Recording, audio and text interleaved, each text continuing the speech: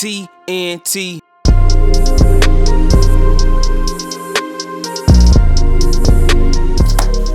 Ladies and gentlemen, what's going on? I got a legendary guy in here right now. I don't even know how I got him.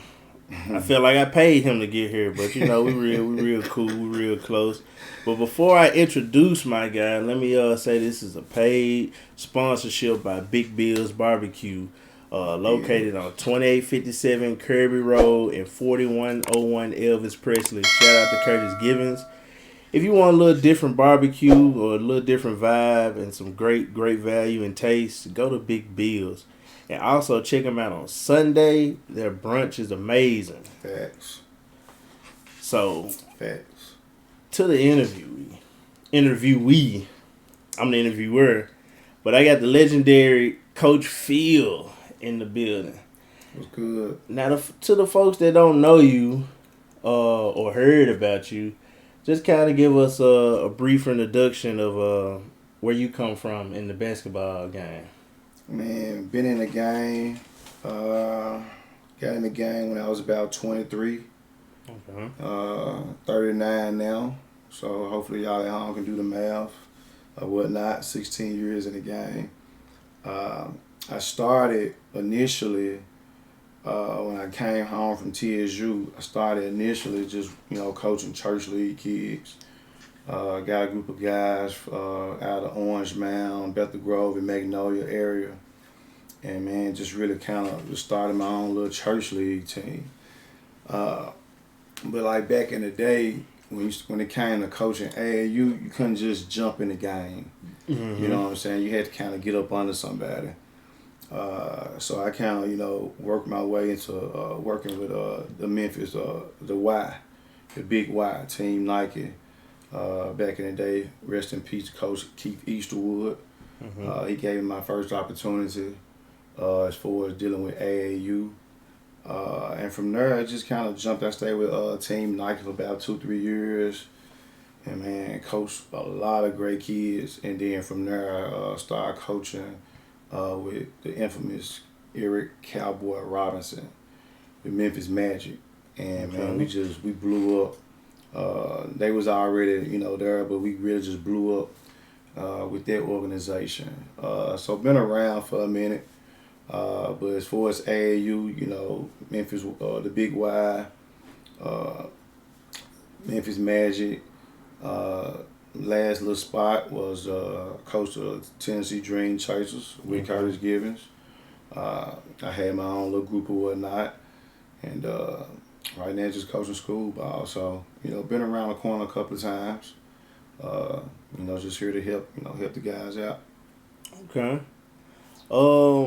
Before we kind of go in different topics dealing with kids, coaching, let's just talk about the first goal in just basketball game itself. We want to win the game. Yeah. So, tell me the differences in winning as a coach and winning as a player. Well, for me, I'm always going to speak about my thoughts, and it's a little different perspectives in the city going on even to today. My winning is seeing my kids develop. My winning isn't necessarily in the win and losses of a game or a tournament. Okay. I got tons of trophies in my house right now. But necessarily, they don't mean anything to me per se. Mm-hmm. What means the most to me, my wins comes in seeing my boys develop from when they was 7 and 8 years old to when they 10 and 11 to when they 15 and 16. Okay. So over the years, watching guys develop, those are wins. So that's how I kind of characterize winning and losses. Winning tournaments in the city, winning national tournaments, that's fine and dandy. That's for the social media people to kind of talk about. My wins coming from my perspective is the development of the guys. Okay. So that's kind of more of a coaching standpoint. So, what's your views as winning as a player? Well, winning as a player, it just depends on what that player goal is. You know, a lot of people think, and it's a funny conversation. A lot of people think that all because a kid is playing basketball, their end goal is the NBA. It's not true. Okay. Basketball is the platform. Mm-hmm. You know, so the platform to what, Coach Phil? The platform to get a free education. Okay. The platform to network. You know, so over the time, you know, some kids say, well, Coach Phil, I want to go high major D1. So, I mean, you need to put in high major D1 work. You know, so we write, you know, all my boys, they know they've always had to write down what is your plan, what is your goal. So then I know how hard we need to be working, how much time, the commitment level that we need to do, that we need to put into this. So, you know, it just depends on that player, where they're trying to go with their basketball career. So some players, you know, and it's funny, and I'm seeing it right now today, Rob. Some players at Memphis, as long as they become popular on social media and in the city, they won. Don't matter about if their team sorry. Don't matter about anything else but becoming popular in the city. So they won. Some kids, you know, they want to, get it out the mud. They want to work hard 5-6 days a week. They want to go out there and showcase what they can do. And then they want to get right back in the lab and continue to work. So wins as a player, it's different levels to it. Not all basketball players, you know, want to win as far as the game. It's just popularity. I got my mom and dad off my back, so I won. You know what I'm saying? My mom and dad are making me do this, or my dad is making me do it. My mama, somebody making them do it. So it's just different levels of winning when you start talking about kids. Okay. Like with a lot of things that's going on, like I said, it's been a neutral shift in this game, especially since I kind of got into it. Yep. Okay, shout out to Coach Phil too. He got me started, not with the videoing, but he just got me started with dealing with basketball. Anyway, I shout out this guy. Just trying to learn how to coach at least some. You know, I had me a little notebook that I took with me every day, and I actually love training kids. But like I said, this avenue right here, it helps me take care of my family. And let me touch up on that. You know, so when I spoke about when I coached for the Y, and when I coached for Memphis Magic, every game I had to have a notepad and pencil or pen, and had to write down what I took from those games. Mm-hmm. You know, we're going to probably touch on that. Hopefully we can touch on that coaching aspect later. Yeah. Guys just jumping in the game. But I had to write down what I saw and scout other teams out before every game. Okay. And after the game, I had to, look, here you go, Cowboy. Here you go, Shane. You know what I'm saying? And they would read it to see, okay, he ready. You know what I'm saying? So that's, you know, I'm paying homage to you as far as when you used to come in the gym, you always had pen and paper, you know what I'm saying, trying to learn. Oh, yeah. No doubt. Because I just never wanted to promote anything that I didn't feel comfortable that I could actually do. Facts. And I mean, like you said, the win and losses may not matter at the end. At least you was confident enough to say, hey, I felt prepared to take your kid to that place. Yeah, no doubt. So let's try to get on some stuff that's been kind of going on this week. And this is a question. Is it better to be ranked or is it better not to be ranked? At what level we talking about? Well, I mean, I know how to know the elementary and the middle school stuff. I mean, because you got to understand now. I mean, the rankings can go always for kindergarten and first grade. And it's parents out here that they can't sleep at night because their kid's not ranked. I'm talking about elementary and middle school. Right now today, what's the day? The 1st? Yeah. December 1st, 2021. It's some parents that are frustrated. They are upset that their kids are not ranked in middle school, and that's sad. That's sad. But even if you look at let's talk high school rankings, you may not be ranked high on ESPN or whatever the case may be. Can you still afford to obtain a Division I scholarship? Yeah. All right, we can go back in the history. Let's go back in times.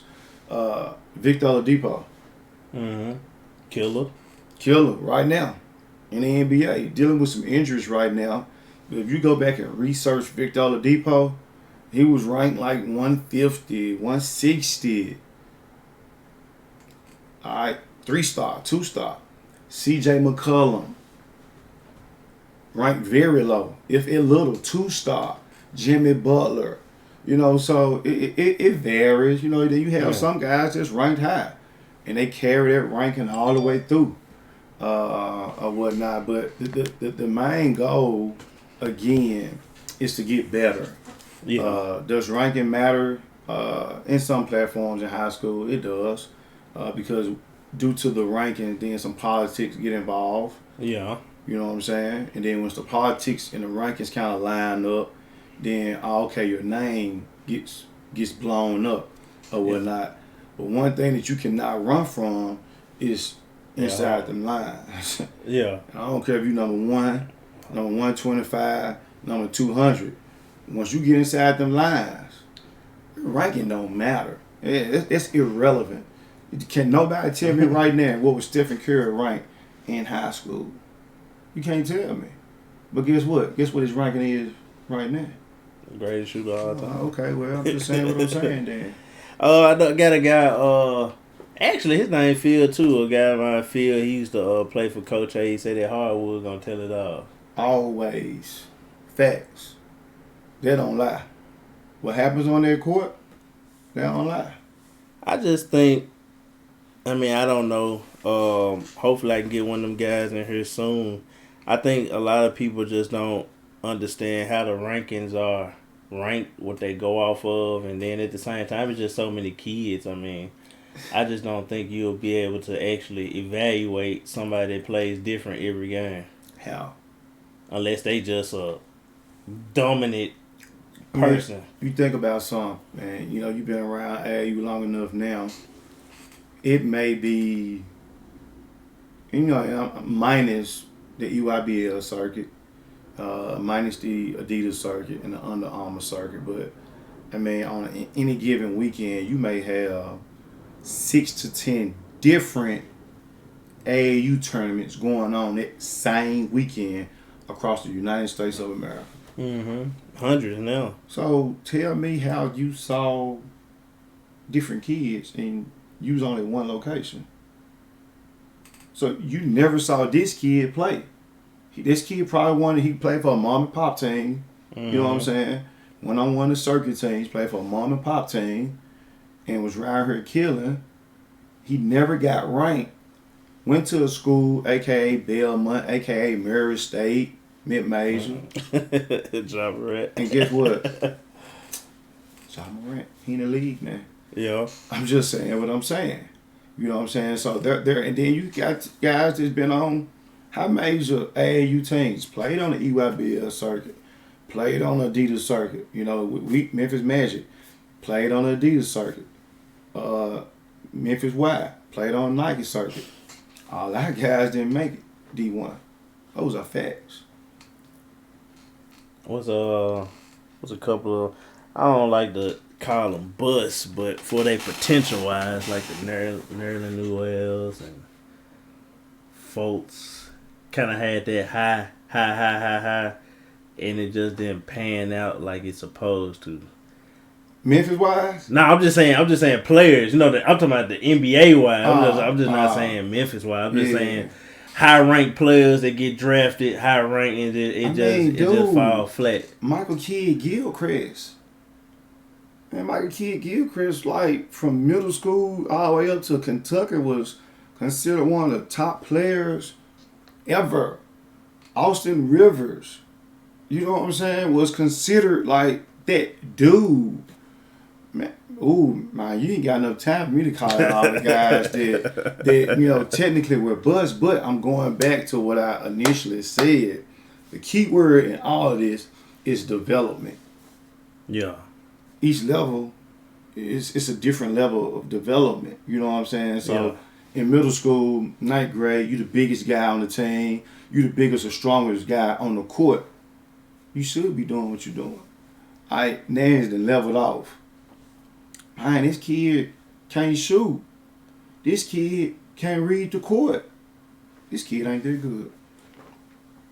And then it just started dropping like a freaking slope. Can't stop. You skin. You face first. Let me ask you a question now. Since we just talking about it, so many different ways we can go with basketball. So now you got me thinking, because my favorite player LeBron James, and some people ask me why he lasts so long in the league, other than taking care of his body how he is now. But the number one thing that I forgot about that some people don't even know, LeBron didn't even play AAU none of his high school year. I think his last year playing was 8th grade. Well, no, that's not true. Because he got some run with Oakland Soldiers. Okay. He was on an Oakland Soldier team that was just like a high school all-star AAU team. Okay. You look it up when you get a chance. Kendrick Perkins. They had some dudes on that team. Okay. And that was high school or grade? Yeah, like 10th, 11th grade. Oakland Soldiers. They just slapped everybody. I want to say one Carlos Boozer. But they had, man, it was just, you look it up, you're going to be like, man, all these dudes played on the same team. Everybody on that team was pros. Oakland Soldiers, for sure. You know the person there ain't nobody else. Oakland Soldiers, look it up. Yes, sir. And then what the trip part about it is he played for Oakland Soldiers, which they were Adidas. All right? They was Adidas. But LeBron was already kind of in the mix with Nike. So any picture that you see LeBron on with the Oakland Soldiers uniform, he's going to have a towel or something draped over his shoulder where you can't see the Adidas symbol. Okay. Fact check it. Look it up. Okay, we'll take a check into that. For sure. So to the whole meaning of the question, if you're basically considered top rank and you're pretty much secure for D1 scholarship or whatever the case, do you think a child should still play AAU? What you say, if he's locked, secure? Kind of like, it's hard to say if he's secure because he can get injured, but I'm just saying if he don't need those reps and all those, some people say you want to play AAU, get them reps and runs and different talent, but if you consider basically like top 10, top 5, and like as far as coming out of high school going to college, you top 5. Yeah. Should you still be playing AAU? I'm talking like 10th, 11th. I say yeah. I mean, I think you still could play. You pick and choose your games? Yeah. I'm gonna pick and choose which tournament I'm gonna go to. Showcase games. You know what I'm saying? I play in a showcase game. We going out here to Vegas. I ain't finna play Mom and Pop U, but we finna get ready to play CP3, Carmelo team, one of those, you know what I'm saying, premier type teams. All right, bet. I suit up. Okay. I suit up, give you a show. So with so many games, and that's including high school now, because it seems like high school play every day now. That's a problem. People don't want to talk about. That's a problem. We are so concerned. I'm saying we because I'm a parent too. But parents are so concerned about, we got to play games. We got to play games. We got to play games. And me and a few of my, coaching buddies, we always talk about that. And I used to get on them a couple of years ago about it.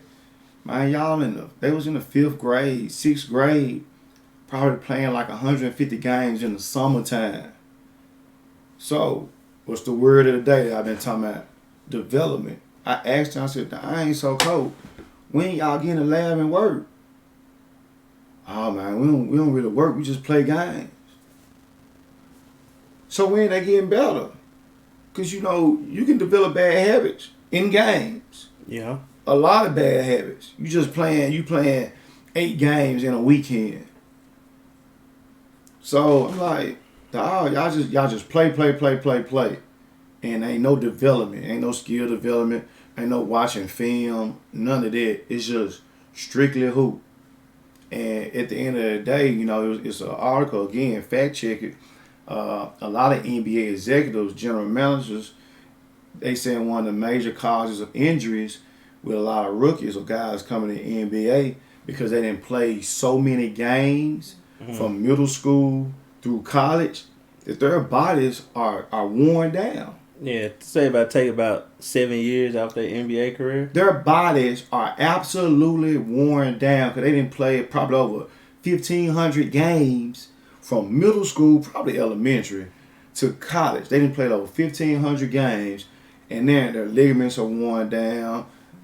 Their body ain't no good. Include scrimmages and backyard brawls and none Right, of that. but if you look at the guys that come from overseas, development. When they ready, then they'll put them in a pro league.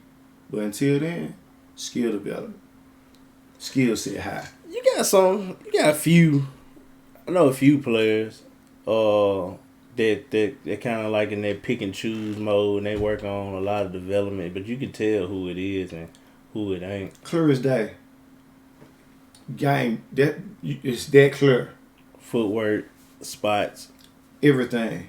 Their approach to the game, mindset, focus, it's night and day. You can absolutely tell who's in the lab working and who's in the gym just playing games. Because a lot of parents think, well, the more games that my son or daughter play, the more they'll get exposed. Well, what kind of exposure? There's this such thing as good exposure. There's such thing as bad exposure. I'm just saying what I'm saying. All right, now let me put me on the hot seat. I feel like everybody else been on the hot seat. Video man. Ooh, bang. The hot man in the city. Hey, shout out to all the video guys in the city, though. Y'all getting y'all bread. Bread. You know, backstory. And like I said, my view of actually getting the camera was to basically help people get a scholarship. My main purpose was to, just like when I started coaching and stuff and training, I wanted to help the lower, not all the kids, but like the kids that couldn't get it. That was my avenue. I actually, TNT Hoops supposed to have been a non-profit. Okay. So I supposed to been able to get paid by the government, all that, to go to all the schools that can't get it. Yeah, no doubt. You know, that's a lot of red tape trying to jump into that field. So what happened? Yeah, I'm sorry. I know you the interview, but I'm just. It wasn't as easy as you think it is just starting up a nonprofit. Okay. Me personally. Okay. I mean, I just say, hey, it's a nonprofit, but I mean, it's so many rules. Yeah. Then you got to get people that, you know what I'm saying, no doubt, to kind of control what you do. Yeah. And then you can't just pick mom and dad or cousin to be like, all right, y'all gonna be on my board. Yeah, you gotta be some. It's some people that know what they doing. No doubt. Grant writers. Yeah, for sure. I ain't had the money to pay them to put out these grants that I needed to. Yeah. So basically, just like, you know, it's just like a coach. You try to help the kids, but it costs a lot of time and a lot of money. Sacrifice. And at that time, I mean, I still want to do it. I might get to a point where I can pop it back out. Yeah. But at that point, I couldn't do it. So my avenue was just really capturing kids, and it kind of blew up from there. It blew up. All right. Because me and Mikey actually started the training videos in a sense. Okay. Right. You can fact check that. Right. I already kind of know that because it just started happening. I was like, we recording workouts. You know what I'm saying? Yeah. Which, you know, that was something new. I actually paid him to record my whole first coaching season. Right. Okay. I didn't save it. I don't even got the footage no more. Oh man, you gotta have that. It's on Facebook somewhere. Nah, you gotta have. But see, I didn't know it was gonna turn into that. I was just doing That's why it. you just never know how things gonna turn out. That's why I'm gonna touch back on you in a minute. But that's why it's good in a sense what y'all do. In a sense, I respect. I like what y'all doing. So he filmed my whole first season. He came and we did the little locker room stuff. I had him talk to the kids. I had Hayden. Yeah, my God. And I had a couple of kids that I was mentoring. Yeah. And I had them on the team because Emmanuel, they let me put them on the team because it was through a mentorship. You know, Hayden a real Lindenwood kid, man. They want Lindenwood, man. Shout out to Lindenwood for sure. So we did that first season. And I don't even think Mikey wanted to do basketball at that time. For real? Yeah, but I made him do it. Okay. So we did it, and then I record some of my workouts. Yeah. I was on Facebook every day posting on the little Facebook sale page. $10 workouts. Yeah. I wasn't training but like 5-6 year olds. Nobody trusts me with no older kids. So right. That was my process. I got a few older kids. I had him record. Then after that, it just kind of took off. Everybody wanted to do it. It took off like a rocket, dude. But I mean, they've been doing it in California, ball is life and all that. But I think just nobody took the time to say, hey, we can do it here too. Yeah. And then with this being like a basketball city, it kind of just snapped off. It's a basketball city? I mean... It's another subject, man. I ain't finna do that. I mean, from I think just any city... I'm not deep in the game like that. I was just messing with you. But nah, like you're right though. Like you say, they've been doing it. You know what I'm saying, on the West Coast. So, what y'all doing. I feel like it's great. Yeah. You giving kids exposure. I mean, but now, and I'm just asking, is it the highest bidder?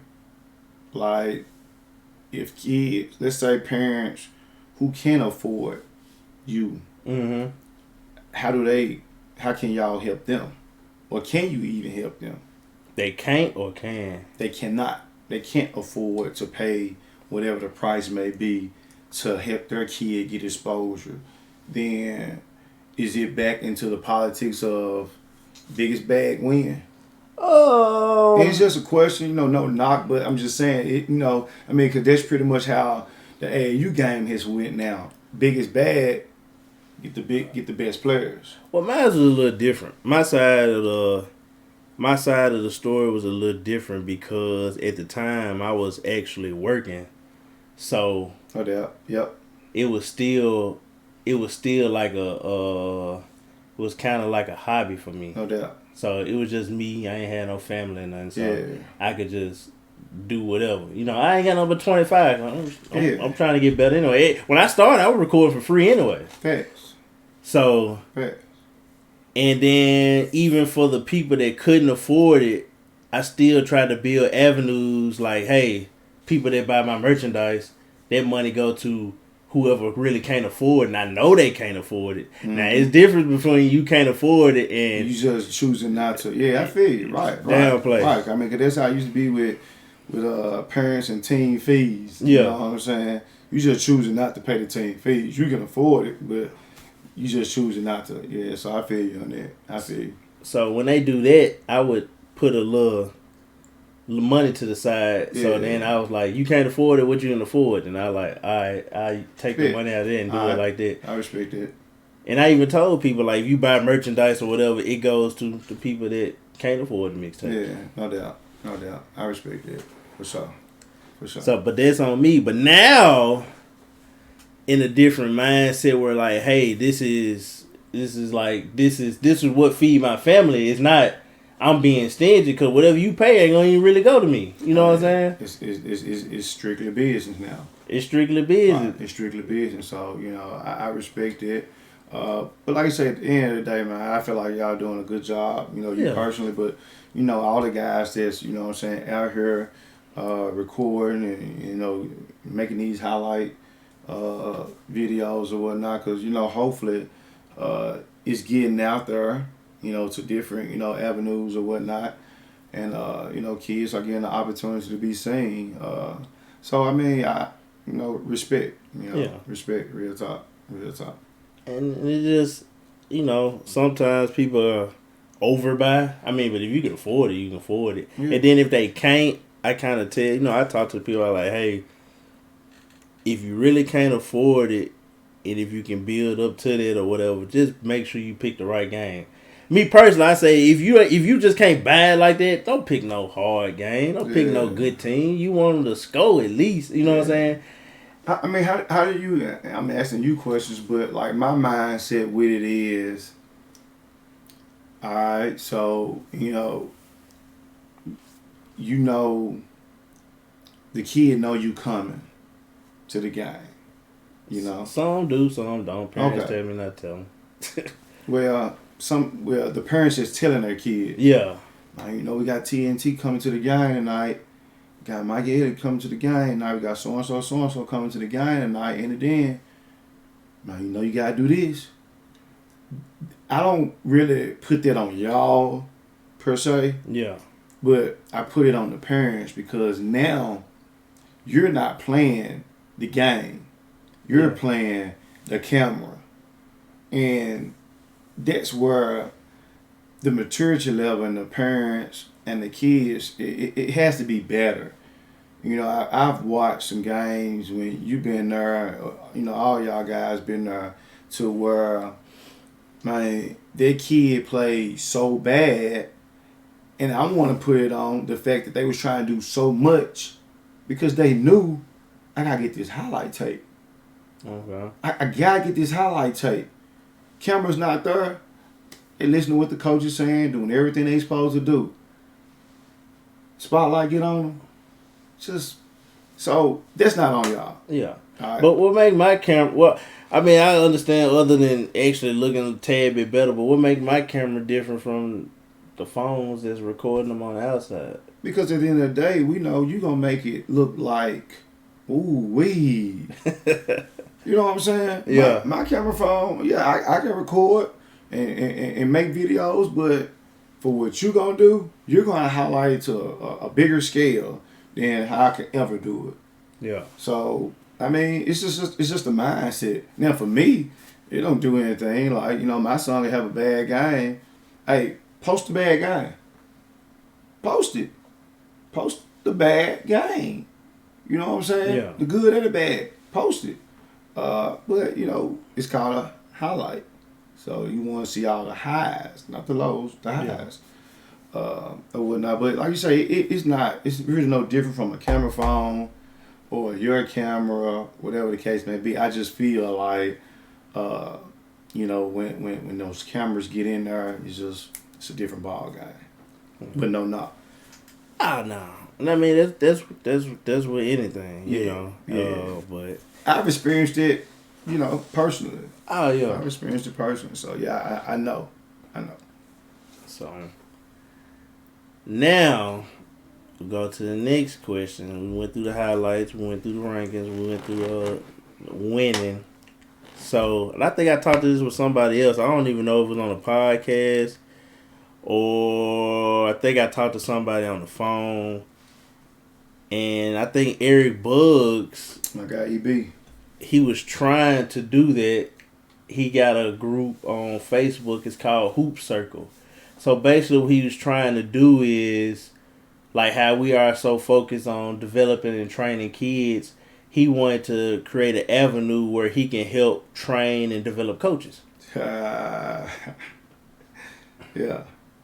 So my thing is, even with like the times are going by, who are these guys that we can go to, which is pretty much would be the older coaches, but who are these guys, or who would be these guys that say, hey, I got a class, or hey, I got something for you newer coaches that want to learn something, or the X's and O's, or the foundation of building a program, or the foundation of being an elite coach.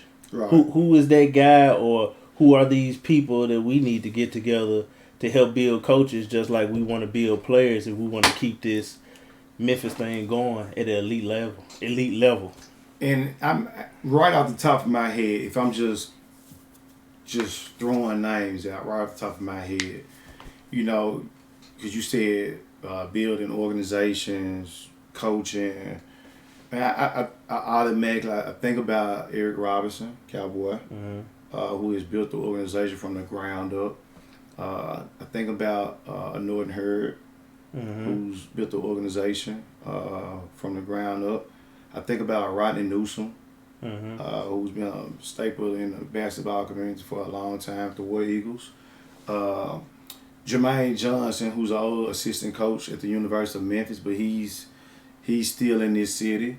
People don't know how excellent of a coach / trainer this guy is. I think about Emmanuel Burton, who a lot of people don't even know. Emmanuel and Maurice Burton. Guys are top tier, been around for a long time. People just don't know, or for a better lack of words, they're not on the scene like that. But these are top tier guys that can teach young coaches the ins and outs of how to build, how to coach, how to deal with different relationships. I'm gonna ask you, what about I think they said I don't want to say it wrong. Is it Horton? Whitehaven coach. Yeah, I mean Coach Fred, OG now. Yeah. You know, my Fred Horton been around bad. Fred Horton a real OG. He like the OG of the OGs in the city. So, I mean, you know, I don't know. You know, Fred Horton on the high school level is like Larry Brown to the collegiate level. You know what I'm saying? Old school. I mean, he's still on the sideline right now. Shout out to Whitehaven. But he's still on the sideline right now doing his thing or whatnot. Got a good group of kids over there. So I don't know how much time he would invest in that. But he got a grandson actually that's over at Henderson State, Khalil Spencer. Who's one of the assistant coaches over there. So, you know, and he got there from being around, of course, his granddad, but also being around us, just coming up through the ranks. Okay. A weird thing that you stated those coaches and I mean they're not shy to it. Those guys, I guess you said, can teach the in and outs.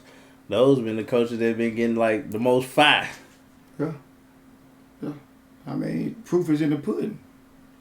The proof is in the pudding. Now, you know, you got a lot of young coaches just coming up now, though. You know, they're developing a relationship with kids, even starting with the elementary. I didn't mention Javonte Holmes. Javonte Holmes is a staple in this basketball world who can teach and train other coaches. But you got a lot of young coaches that's coming up in the ranks now. That they just going to get a group of kids basically like how I did when I first started. But I couldn't get in AAU. See, AAU wasn't like how it was. Yeah. You had 3, maybe 5 teams. Yeah, I heard back about that. then. Mm-hmm. If you weren't playing one of them 3 or 5 teams, you didn't play AAU basketball. Sorry, but not sorry. Now you probably got 8 to 10 teams per grade. Okay. So I mean, you know, you got a little bread. You start your own AAU team. Just, you know, you coaching, but are you coaching? Stop. Okay. Give me 5 do's and don'ts, and that's for, you know, who want to do AAU, or who's doing AAU and still learning the process of, you know how AAU is. May have to be a chauffeur for the whole team and et cetera, et cetera. But what's the 5 do's and don'ts to have basically, let's just say a legit organization where you're not overworking yourself and you have the time to do what you need to do for your organization? The 5 do's? It might not be 5 do's. You might got 3. Just give me some do's and don'ts. Let's just say it like that. Sorry, I had to put a number on it. Well, no, that's cool. I mean, one of the main things, and if it's one thing that I could go back, I would, and I'm using the word recruit, but I wouldn't take every kid that I took. And so when you start talking about building an organization, you have to look at the parents first. So parents matter. Even though the kids are the ones that's playing, let me check these parents first. Because parents can kill your organization and they can help your organization. That's true. So one of the dudes that I would say is check the parents before you just start saying I'm gonna go get all the best players in the city or whatever, however you choose to go about getting your players. Check the parents. One of the main dudes is making sure that you're committed to the players. Make sure you're not getting into coaching AAU or school ball for self-accolades. Okay. Make sure that you're getting into it to help those kids get better. What's the word? Development. If you cannot develop these kids to become a better person and a better player, you don't need to get into basketball. You know what I'm saying? You don't need to be into basketball. Another thing, you need to make sure you're stable. You know what I'm saying? If you're not stable in your own personal life, how can you help this kid? And that kid not stable either. So that kid, those kids look at you or look at us as for leadership. They look at us for leadership. They look at us, sometimes, believe it or not, as a way out. It's, you're more than just a coach. You're a daddy, counselor, you all type of stuff when you start talking about AAU, you know what I'm saying, coaching. So, you got to make sure that you're stable, that you're committed, and you got the time and you have the energy to fully invest in those kids. If you don't have those 5 dudes, don't do it. Say, well, let me help from afar. You know what I'm saying? Because you start talking about you got to take off work on Friday. You may not be able to come back. You may not be able to come back on Monday on time because if your team become good, guess what? The championship game on Sunday gonna be at 5 o'clock. You in Indianapolis. Game don't end at 6:15. You gotta go get gas. You gotta make sure the kids eat. And you gotta drive back to Memphis. You don't get back to Memphis till 1:30, 2 o'clock in the morning. Then you tell me you gotta go to work. Well, I can't take off work well, you in trouble. You see what I'm saying? So you gotta be stable in your own situation. But for me, I feel like for a young coach coming up, those are the 5 dudes. Making sure when you start talking about dealing with coaching, changing some of these kids' lives. Okay. So what about the people that think you can? I mean, you can. I guess it just depends on the case. That live off AAU, like money wise. Some people think because you a good AAU coach or you coach this team, you supposedly got it. You know what I'm talking about? I know you had dealt with it before. People come at me like because I record kids, they think I'm the richest person in the middle. I'm like, no. I mean, this facts. I'm gonna keep it a buck. AAU can be a hustle. That's what I said. Now I say it just depends on how you do it. It's the individual. So parents have to do their due diligence. They gotta work. And just not because I coach for Team P Rich, which is the hottest Nike team, whatever in the city, or the hottest Adidas team, or hottest Under Armour team in the city, we just don't naturally just go play for Team P Rich. Versus, well, if I'm having to pay X amount of dollars, I need to know where my dollars are going. Is it going in his pocket? Is it going to take care of his family? Is it going to his girlfriends? Like, what we doing here?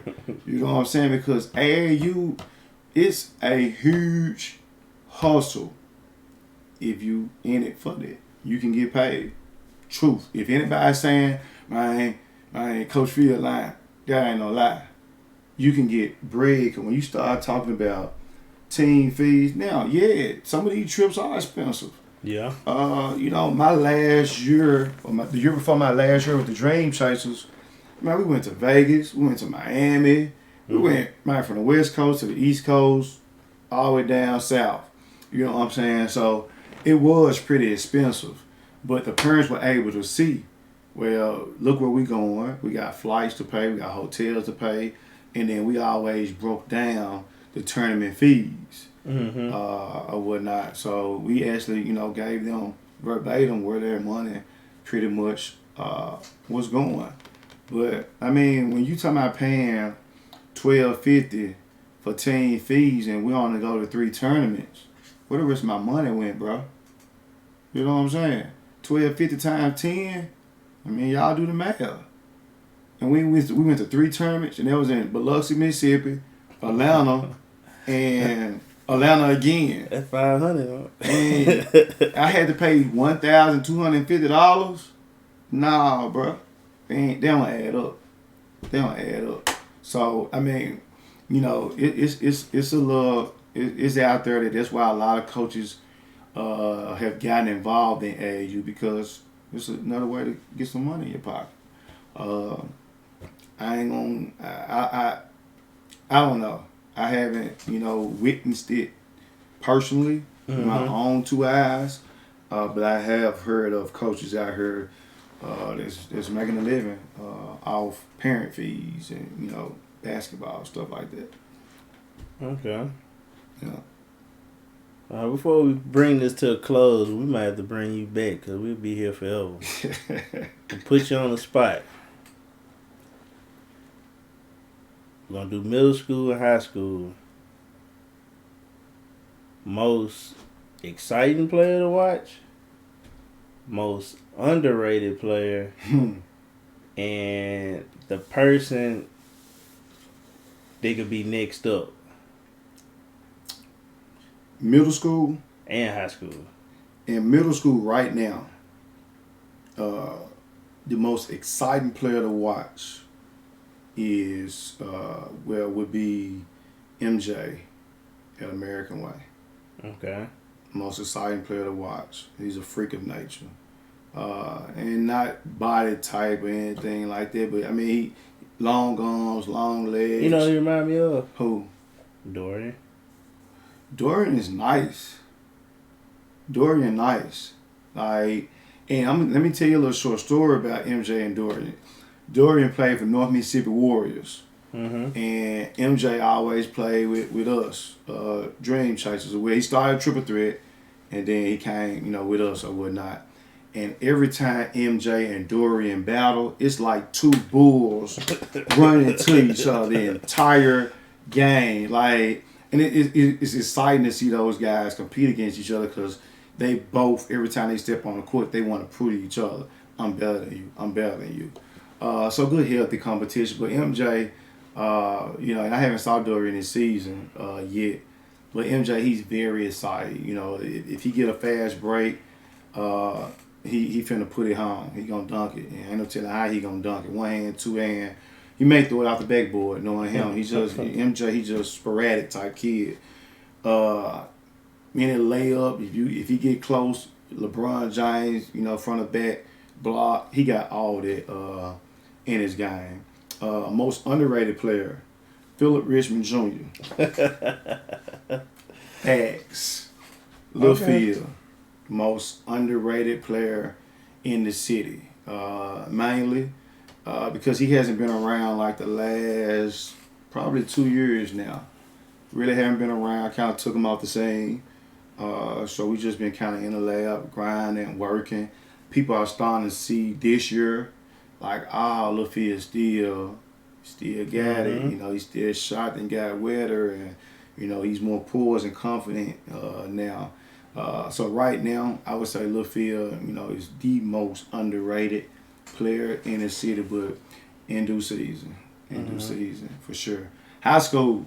Next up. Next up, as far as what? Middle school. When I say next up, that's kind of like, I ain't gonna say they average. They could be average. They could be. They got the potential to be that. It's a kid. That's a lot of kids in middle school. But I just recently saw a kid. But I say it could be off who you saw, because like I said, I just recently saw 2 kids though, and this one kid he's a young guard. Braylon Williams. Oh, you talking about Elmo Park? Yeah, like. He tough. I ain't seen him play, but I know I ain't seen him play in school, but I know he played for Javante. Yeah, I'm saying next up in the sense because I didn't know he was in the 6th grade. Oh yeah. Like. He tough. He in the 6th grade, man. Like, whoa, dude, you in the 6th, and it's another kid at Elmo Park, Jaden Mitchell, real quiet, kept kid, nice size on him, nice. You know what I'm saying? Nice. So. I'm looking, next up, I probably could name about 10 kids. Okay. Like next up in middle school, because again, when you start talking about middle school, a lot of those kids still just right there together. Yeah. It's kind of balanced. Yeah, it ain't like, it's really not like that. Now, of course, some parents. Cool. Hold up. Yeah. All right. Good. Yeah, keep going. Yeah, so. Again, like I say, it's just a lot of kids in middle school right now that they all kind of, to me, in my eyes, they all still right there. You really won't be able to gauge until like another 2 years. Certain kids gonna start kind of taking off or whatnot. A lot of these kids probably ain't hit puberty yet. They ain't even start growing yet. You know what I'm saying? So. They still bunched up, but to the naked eye, those lines kind of, stick out to me. So Big Fred ain't started growing yet? Big Fred has started growing yet. Big Fred is nice. Like, potential-wise, we was just kind of having this conversation. People think what they want, but Big Fred is going to be a problem a couple years from now. You're talking about a kid that's 6'6", who's really developing guard skills as we speak. Like, he is not saying he don't have them, but he's developing some great guard skills right now. If he grows a couple more inches and he's still able to shoot the basketball, handle the basketball, that's a problem. I don't care how people want to say he tough or not tough. I ain't trying to hear that. 6'8" guard in Memphis. What we talking about? Keeper over there at Lausanne. Yeah. He gonna be a problem 2 years from now. If them guys grow, if they continue to work, and they still develop those guard skills to where they're 6'6", 6'7", 6'8", and can handle the ball, can shoot the ball, and defend multiple positions. A 6'6", 6'7" guard versus a 5'10", 5'9" guard. Who we taking? Okay. You ain't got to answer that. And I don't care how tough he is. I'm talking about collegiate level. Oh, yeah. I ain't talking about right out here in Memphis. I'm talking about next level. 6'6", 6'7" guard versus a 5'9", 5'10" guard. I'm a college coach. I got a family. I got to feed. I got a salary. Give me that 6'6", 6'7" guard. I can work with him a lot more.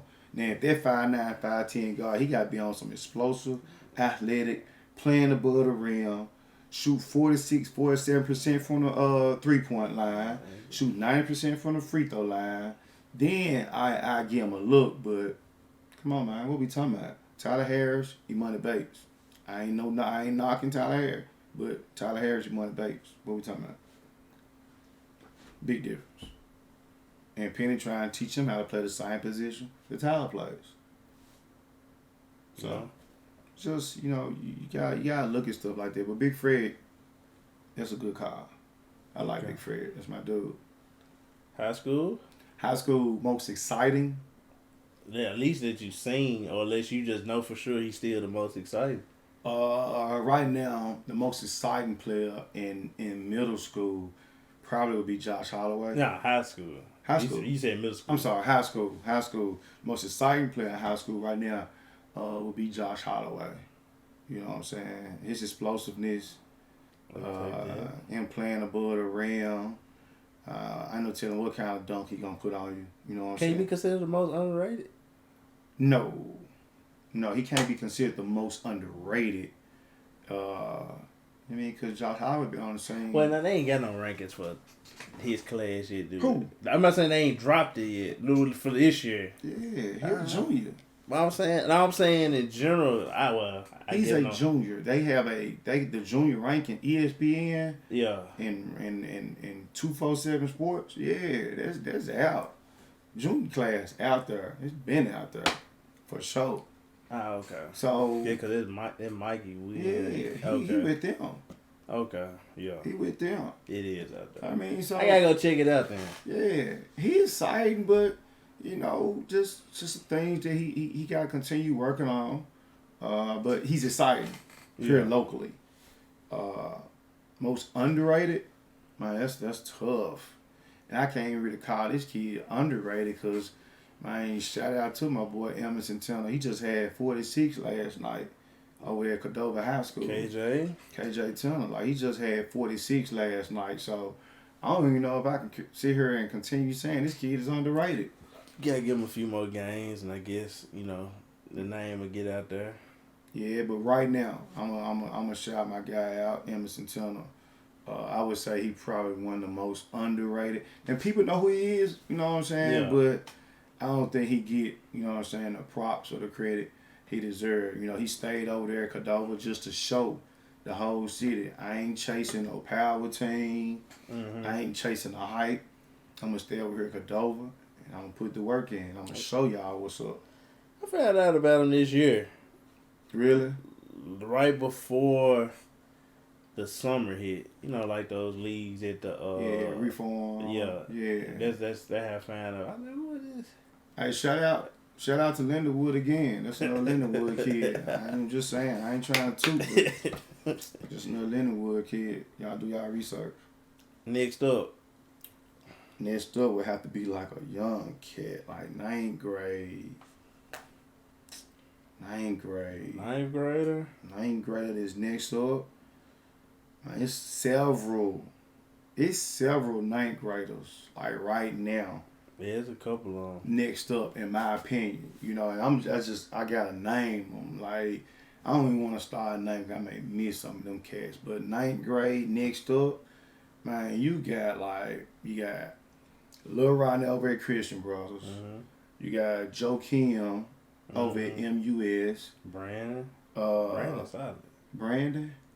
I think it's Brandon, right? Where at? He at MUS too. Nah, he's sophomore. Are you a sophomore? Yeah, he in his sophomore class. He nice though. Yeah, he okay, nice. Okay. Yeah, he's a sophomore. Shout out to Gavin Jello. A lot of people don't even know him, but Tough. Gavin Jello. Tough. He over there at Christian Brothers. Saw him one time. He was tough. Look, way 2 more years from now. He had on the Stone Cold knee brace. He was Stone tough. Cold, straight off ACL injury. He back though. He got something to prove. Shout out to Kyle and Neville, my boy over there at Bartlett. KJ. Nice. I'm talking about like he really, a lot of people be sleeping on him, but KJ got mad game. Caleb Jeffries.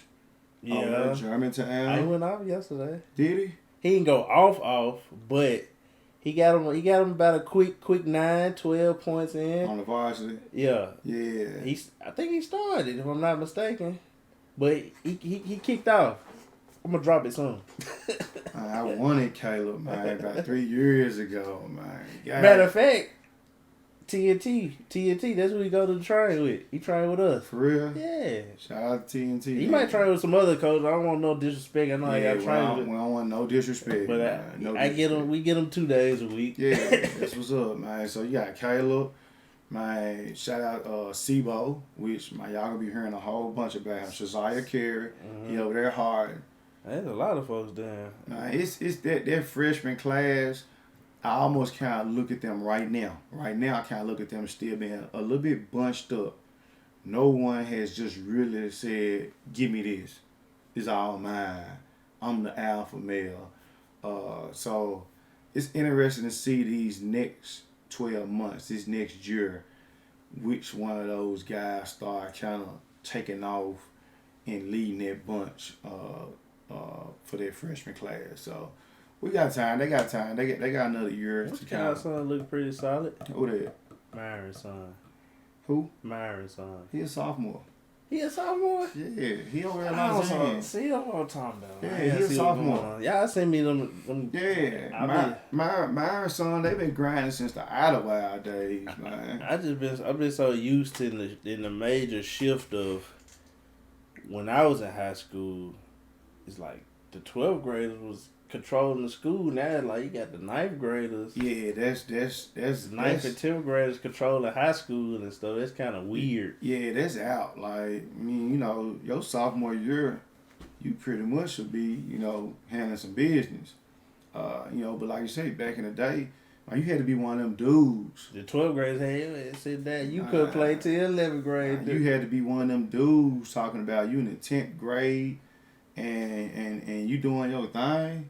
Man, you had to be special. Yeah, you were special. And I can go back, man, back in 1996, 97, come all the way back up to now and start talking about, man, some classes that, like, okay, they were special. Yeah. You know what I'm saying? They were starting first day freshman.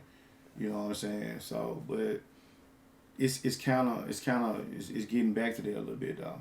It's getting back to that where, man, you know, a young kid, they coming in, so running the show. Do you think that mess them up mentally? It just depends on their circle, man. Like, if they circle are keeping them, you know what I'm saying, locked in, mentally, not getting a big head, because that's the biggest thing in our city. Man, when they start getting their name out there, everybody start pumping them up, they lose focus. They stop working hard. That's the biggest thing that I've seen in these 16 years of coaching. Like, when our guys in the city start getting a big head and everybody start kind of talking about them, start going down. So it's all about your circle.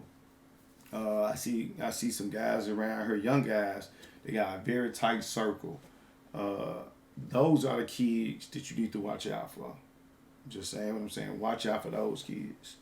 Not the ones who trying to keep up with the Joneses and every time they kid do something, they putting it out there on social medias. Tyler and Mitchell. That's probably like the most humble kid I know. Who that? Tyler. Oh, yeah. He in that group next up. He in that group. I like him. Yo, he just hit the scene, I want to say about a year or so ago. Yeah. You got the other, he's solid too. Tyler ECS. Tyler Jones, ECS. Like, oh, yeah. He next up. Like, it's so many of those guys. Like, that's what I said. I sleep didn't even want to start naming, but it's just so many that they next up. But right now they still in their little bunch, just trying to wait and see another year if they gonna grow a little bit more. How they gonna develop over this next year? That's gonna tell us, oh, okay, where they gonna go? Where they sealing it? Yeah. It's gonna be weird. A lot of these top guys, especially when they hit 12th grade, how the flow gonna be. And it'd be weird to see these guys or these kids, when we say kids, that's holding these teams together, and they get to 12th grade, and there's another 9th grader that got them coming off the bench. That would be crazy, because you just see their skill level where it can go to, but still you got 9th graders that skill level can jump that. Yep. It's called the recycling effect. Let's keep this thing recycling. You know what I'm saying? But again, like, did that kid continue working? Yeah. Or whatnot. So I mean, it's different variables. Yeah. You know what I'm saying? When it comes to it, it's a whole lot of different variables when it comes to it. But the parents, the circle, that's what's important. That's always what's most important. Are the parents doing the right thing for their kid? Are they chasing the right thing? Are they doing the right thing for their kid? And some parents just don't know. So they see you doing it, I'm going to do it too. No. You can expose your kid too early. I'm just saying what I'm saying. Yeah. You can expose them too early. They ain't ready for that just yet. You know what I'm saying? So you gotta wait. Let your kid develop at their own time, their own pace. Most underrated player to me, and I don't think folks still don't know him yet. Came from Elmore Park last year. What's his name? Came from Elmore Park last year. Yeah. What school is that? He is Central. Ooh, you got me. You can't even get no film. Only film you get on him is from one of my workout videos. I'm tripping. Why I don't know his name? Dang. You got me on that. Come from Elmore Park last year. He at Central. Yes. Shout out to Coach Anderson too. John Anderson, Central head basketball coach. That's my guy. That's my guy. What's his name? Just honor him last night at Hillcrest. I'm trying to look him up. Oh, what's his name? He at Central. I'm finna make a call on this. I don't even know if he gonna answer the phone. He a freshman? Yeah, he a freshman. Elmore Park? He came from Elmore Park. He tough. I can't see him. I don't know why I can't think of his name. Elmore Park. What's your little cousin's name? No, not him. They say Central now. LA. Okay, appreciate it.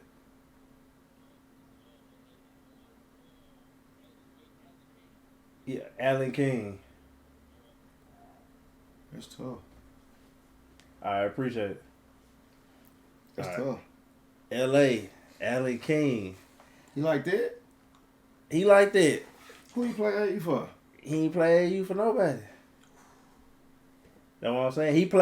He played with Coach Scales a few games but I'm talking about he tough. What size? And I gotta ask you something. He remind me of Paul George. Define your tough. What do you mean tough? Because we be having these. When I say tough, I mean like I don't look at it the same way people look, but I'm saying like I know what you okay. He's solid. I'm talking about he ain't cocky.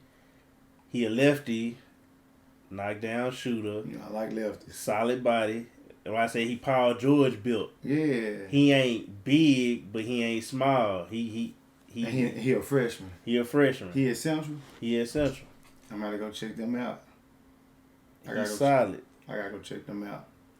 I just told Coach Anderson last night. He don't want no film on him or nothing. I respect it. He's solid. I respect it. Just like you said, he want him to kind of lay low. Yeah. But he's solid. If he still been working on his game, and I'm talking about when he training, he get frustrated. Give me the ball back. I need to knock it down. Right. Focus. Right. See, I need to check him out because I like kids like that. I do. You can go back in the history of time. It's very few kids that leave Memphis that was in the spotlight since middle school and make it. Very few. Look at the guys that's in the NBA right now from Memphis. Chris Chiozza. Uh-huh. Chris Chiozza one of the best player on his high school team. LeBron Black. Uh-huh. I ain't trying to go too deep. All right. Cameron Payne. Okay. He was more of a he was more of the guy that was looked under and came back on top. You know how many people that I know that said, but I used to stay whooping Cameron Payne. Well, he didn't be ain't there where you at. You over here talking to me. Hey, no knock. Shout out to the He Got Gang League, but it's a lot of cats in the He Got Gang League that probably was killing Chiozza, killing Cam. That man Cam just got a $33 million contract. Phoenix Suns, he the backup point guard to CP3. Cameron Payne was the backup on his AAU team Bluff City Legends, aka Team Penny. Then Cameron Payne came over there and finished his last summer out with us, with Memphis Magic. He killed it on the Adidas circuit. Killed it. We go to Vegas last tournament, Adidas National Championship. We missed the first 2 games because our flight. Mm-hmm. So we get there, we already, we couldn't go into the pool, the super pool play, because we missed the first 2 games. So we went into, the other side of the pool. Cameron Payne killed it. I'm talking about it killed it. And that's when Mary State, kind of boom. Like this kid, lefty, can shoot, floor general, talk, energy. Mary State, rest is history. You know what I'm saying? But here in the city, well, nobody talking about no Cameron Payne. Cameron Payne. Talking about the dude with the big ears. Man, stop. Man, ain't nothing. He's sorry. He's soft. He all that. Cameron Payne, $33 million contract. So, it's difficult for me to talk basketball in the city because these cats really be looking at the wrong thing. You know what I'm saying? And back the Heat got game. My boy Braxton, is it Gillespie? Braxton Gillespie, quit. Hey, he overseas material for sure. If anything. That's a Memphis Magic kid. But I was just saying Shout out to Memphis Magic. Shout out to Braxton Gillespie. Hey. But I'll be honest with you. Let me be blatantly honest with you. Braxton wasn't like that at first. He tough. Yes. Braxton wasn't like that at first. Braxton my bro. That's my little bro. But Braxton wasn't like that at first. But guess what he did? He continued what? You can tell. He continued developing, man. Wasn't nobody talking about Braxton. He don't even be wanting the ball and still None of that. Like, he just let his game. He grew into his game. Now he's like you say, he's an overseas bucket. I told him, I don't know why he ain't overseas yet. He just you need the right people, the right circle, right agent. Somebody point him in that right direction. But it's some guys in there, he got gang lead, man. Saw since they was 9, 10 years old. They said my boy Chris Jones came over there and was just killing the joint. Like, just killing it. Joe, just killing it. Man, I had a dude last year. I don't think he can play because I think he's still hooping. If he is still hooping for Lamar, little bright skin dude. I forgot his name. I know my guy. Yeah. Yeah. A bucket. A bucket. They would get mad at him. A bucket about 5'9" guard. He come out of that's my boy. He a referee. He refereed. No, not the ref. He had a ref. I think he's still hooping. I think he hooped for Lamar on. Oh, he still hoop for Lamar right Yeah. now? Okay. I think so. But I know they didn't have a season last year, so he got in it. Yeah. And I'm talking about he 30 easy. Yeah, letting it ride. Yeah. Yeah. He got gang league. They be going. Yeah. Yeah, they be going. They got a lot of guys in shape out there. Yeah. So that's what I was saying. I wasn't knocking it, but I was just saying, like, it's some cats that was in there, he got gang league that used to kill these cats that's doing their thing now. Yeah. You know what I'm saying? So, man, you just gotta be careful because them tables be turning. So you never know how them tables turn. You know what I'm saying? A lot of these kids, like you say, they still developing, they still growing. Mm-hmm. You know what I'm saying? They quietly kept under the radar.